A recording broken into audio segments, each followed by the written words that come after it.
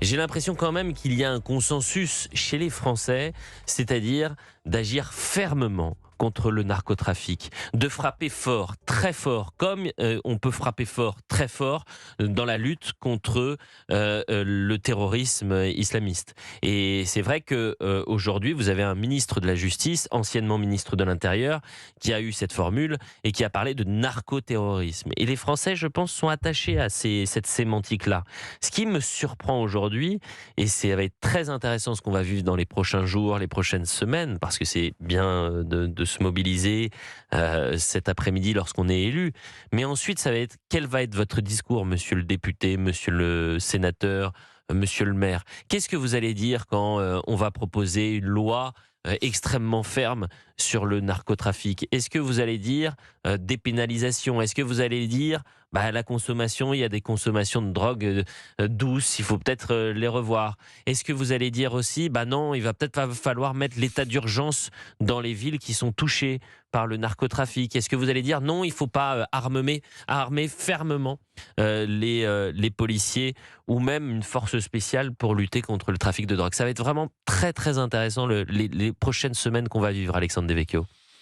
Oui, effectivement. Et puis les marches, c'est très bien de rendre hommage à ce jeune homme, mais j'ai jamais cru que les marches fonctionnaient. J'en ai jamais vu. Et vous parliez de contradiction. On se souvient du 11 janvier où il y avait tous les partis politiques, sauf le RN d'ailleurs, qui n'était pas le bienvenu.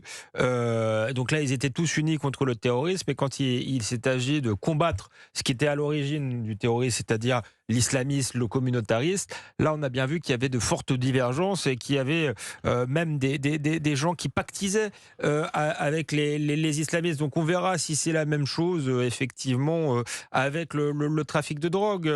On a tout à l'heure écouté un élu écologiste. Il faudrait que les écolos clarifient leur position. Je crois qu'Éric Piolle, il est maire écolo, il me semble, de Grenoble, expliquait qu'il fallait désormais vivre avec les trafiquants. Donc on ne peut pas à la fois trouver un modus vivendi. Exactement. Donc voilà, on peut pas dire à la fois il faut être extrêmement ferme et on va trouver un modus vivendi. On peut pas être à la fois défendre ce jeune homme qui voulait être policier et dire la police, il faut pas qu'elle agisse de manière trop musclée dans les cités, etc. Regardez. À la question, et c'était le sondage du jour, et là on va vous poser la question, chers auditeurs, quelles sanctions pour les consommateurs? La question c'est, faut-il sanctionner plus durement les consommateurs pour lutter contre le trafic de drogue? Sondage CSA pour Europe 1, CNews et le JDD. 81% des Français répondent oui, 19% répondent non. Et dans le détail, vous avez 73% des Français proches du Parti Socialiste qui disent oui, il faut sanctionner plus durement. Compris, un consensus même à gauche. 60% de la France insoumise, oui, il faut sanctionner plus durement. 57% des écologistes répondent oui, il faut sanctionner plus durement. C'est fascinant. C'est de comme voir avec ça. la question migratoire. Parce que vous posez la question à Marine Tondelier, à Sandrine Rousseau, vous posez même la question au sénateur qu'on avait. Peut-être qu'il vous répondra non. Il y a des sujets de consensus en France. Georges Fenech. Si je puis me permettre, oui, Georges. Elliot, qu'est-ce que vous entendez? Qu'est-ce qu'on entend par sanctionner plus durement?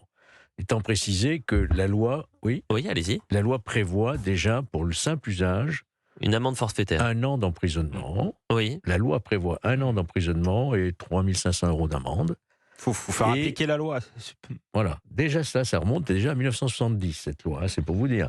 Et vous avez, depuis quelques années, depuis 3 ou 4 ans, maintenant vous avez l'amende forfaitaire qui peut être une substitution à cette peine, une amende forfaitaire de 200 €. Alors, on peut prononcer. Moi, je vais rajouter un 0 à l'amende forfaitaire.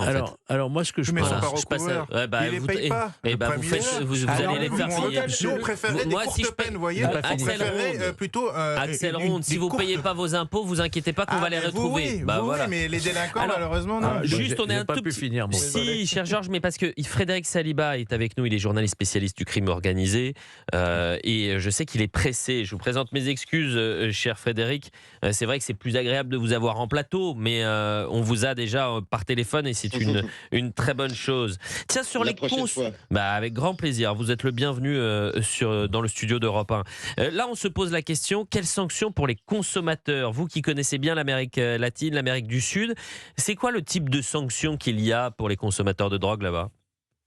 Alors, il y a différents modèles, Monsieur Deval. Ce que je voulais juste préciser, nous sommes journalistes tous les deux, et attention à cette dramatisation, cette stigmatisation qu'on peut faire sur les consommateurs et aussi sur les petits dealers, le prolétariat. Quand vous dites justement rentrer dans les cités, arrêter les nettoyer, attention, ce ne sont que des petits travailleurs qui travaillent, peut-être qui gagnent 100 euros, 200 euros.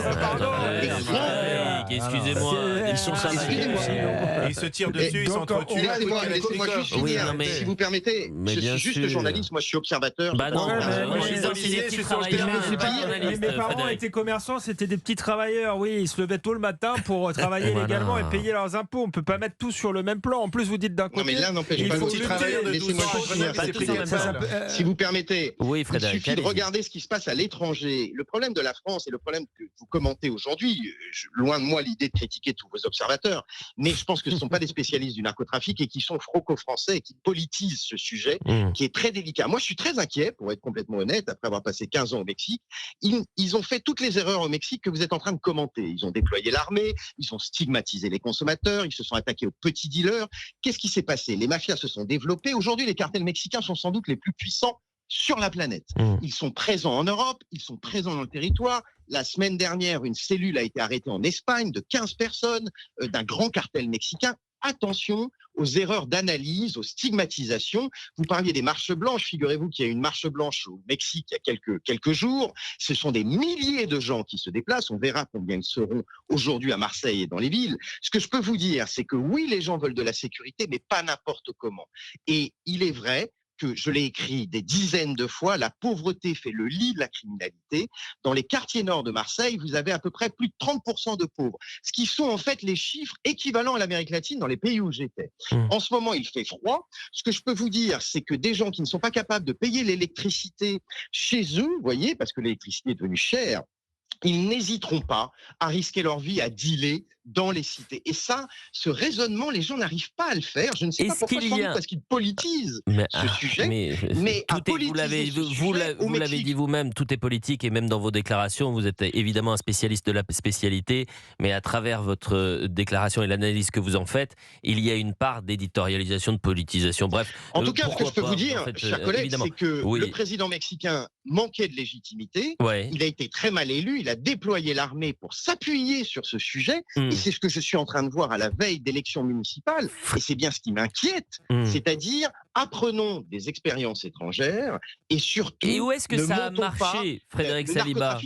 Où est-ce que ça a marché, Frédéric Saliba? La lutte contre Où est-ce que ça a marché?